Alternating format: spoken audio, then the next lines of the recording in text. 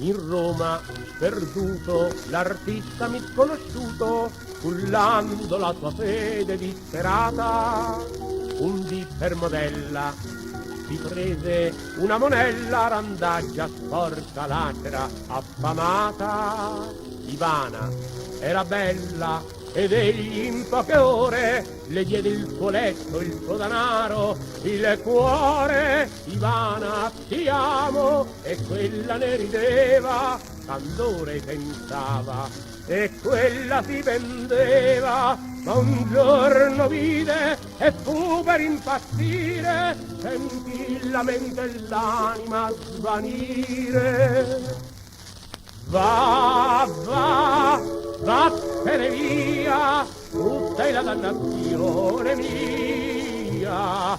Sognarte fede m'hai distrutto, che sarà di me? Ho dato tutto per te.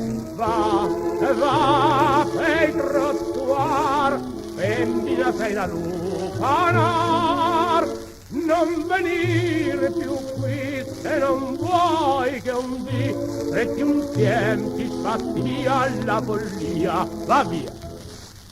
Lo sguardo demente, cercando convulsamente di rendere l'immagine fatale, con sordo furore il povero scultore tormenta invan la creta col pugnale. Quando ecco che Ivana, dipinta ed impellicata, appare sull'uscio, impudica e sfrontata, con torbidi occhi e la fissa, e lei, ma che, inoltre si snuda. So, fammi in décolleté, un guizzo, un urlo, aiuto, m'hai ammazzata, un tonfo ed una lugubre risata.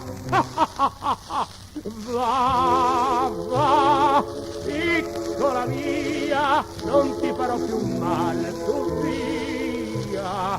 Libera tu sei da abbandonarmi, vattene di qui, ma non fissarmi così.